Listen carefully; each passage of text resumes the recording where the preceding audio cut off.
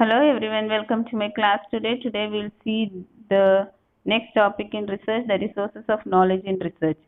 So research means it is a systematic inquiry in a disciplined manner to answer the questions or to solve the problems.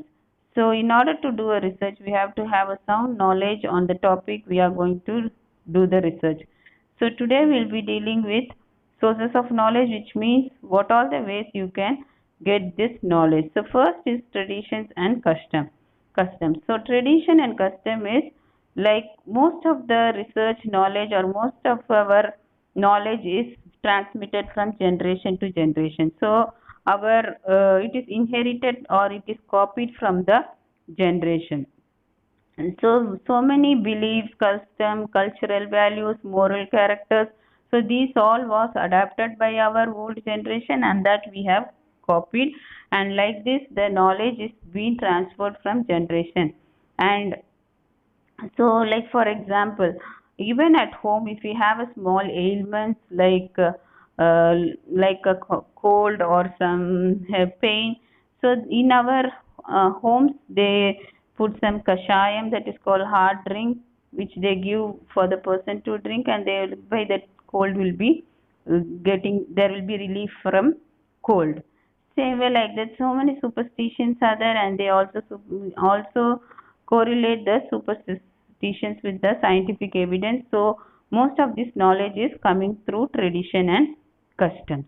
And next is observation. So observation is using our all five senses. So if we have the mind of research, so we will keep on observing what is happening here, what is happening there, and we will observe and grasp the knowledge from the things around us. That is called sensory perception. That is, using the sensory perception we have to observe everything. So for example, now when a pandemic of corona came, then there was a compulsion of wearing a mask.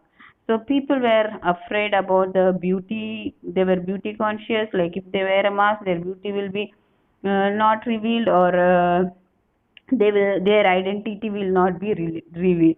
So some photo studios came with a concept that, like, they made a mask with the photo face uh, of the persons. So this is something they observe, that is this is something we call it as the research knowledge. So that is, they observe the situation, that in that situation what was the problem among the people, and they utilize the situation by coming out with a photo face mask. So likewise, if we have the mind of research, we keep observing the situation, and thereby we will be able to find something new. So from that we can get the source of knowledge.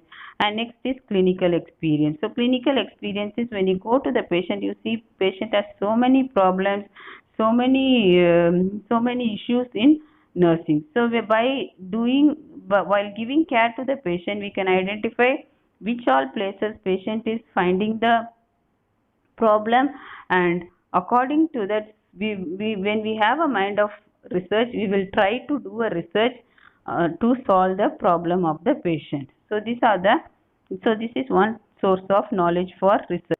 And the next source is from the literature review. So literature review means it can be a book, it can be a magazine, it can be some published articles, or it can be the person who had done a previous research. So if a person has done the previous research, he would have given certain recommendation how you can replicate the study. So by seeing or reading that researches, we will get an idea how to go about doing the research. So that is called literature review. And next is scientific inquiry. Scientific inquiry is like we have to keep on asking questions and reasoning, why is this happening, what is the problem. So like that you have to keep on asking with a scientific knowledge. That is called a scientific inquiry. For example, when a kid first time, like a toddler, when it is first time you are taking out a toddler, where whatever sees on the right side and left side, it keeps on asking questions. Like when it sees the tree, it will ask, what is this? When it see a cow, it is asked, what is? Then it will ask, why is the tree shaking? Why is the cow has four legs? So like that, the kid keeps on asking. So that means the kid wanted to learn so many things at the first time when it sees everything new. Same way, like in research, we have to keep on asking questions, that is called as asking questions, scientific questions, and thereby we can have the knowledge of research. And next is a trial and error method. So trial and error method is you have to repeat the process until the solution has reached. So you have to keep on repeating. So for this I can illustrate with a story. So there was an area where the dog was kept in a closed room. So the dog wanted to come outside and it kept on roaming here and there. It started jumping the windows down, started jumping the door. So for many times it tried to come out, but it couldn't come out. But finally the dog uh, suddenly stepped into a puddle which was near the door. So that puddle, when the dog stepped in the puddle, the door opened and the dog came outside. So this is called trial and error. When we keep on trying, do the research again and again, finally you may succeed. And next is logical reasoning. In logical reasoning, there are two types of thinking. One is inductive thinking and the deductive thinking. Inductive thinking means from a specific topic you go to the generalization. So for example, you find a research study and some studies. So for example, a certain drug is found for curing a diabetes mellitus. So they take a large sample and study and find out that there is some cure or this drug has some effect on diabetic mellitus. So once they found that, they will apply it for the large sample, or they will generalize, means they will think that because the study is done valid and it has the large sample, so this can be generalized, means all it can be the results can be applied to all the general population. So that is called as inductive thinking.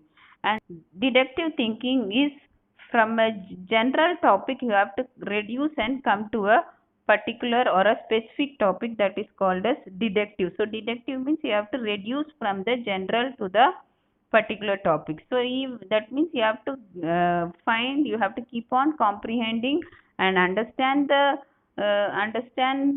topic of study, and then you have to come in a simplified manner, that is called as deductive thinking. So like even in our schools during our English exam, you would have written comprehension. So in comprehension they will be given a passage, we have to read the passage, understand it, comprehend it in our mind, and then we have to find the meaning and come with a specific answer. So like that, deductive means it is reducing to a specific answer. So like that, when we keep on thinking, we will get the knowledge. And next is guidance from expert and authorities. So as the name, so when we have to do a research, we have to on the topic of study we have, so when we do a research on a topic of study, we have to get the expert guidance so that they may help us to do the research. So expert guidance means who is well versed in that area, who has got a degree and professional degree, and who can guide to complete the research, so that they will give some knowledge on how to do the research. Finally, we get the source of knowledge by insight or intuition. So insight or intuition is our inner desire or inner feeling, or some inner thinking, sudden flash of light, you will get some idea on how to do the study, that is called as insight or intuition. Like there was a story where a carrot was kept in a place and the rabbit wanted to take the carrot. So it tried in different ways to take the carrot, but it cannot take. So it went and sat in a place and kept on thinking. Suddenly, in a flash of light, it got an idea and it threw something on the carrot, and the carrot fell down, and the rabbit took the carrot and ate. Same way, like when we keep thinking, suddenly in a flash of minute or in a second, you'll get an idea to do the research. So that is called as insight. I hope you have understood. So these are the sources of knowledge. Thank you for listening.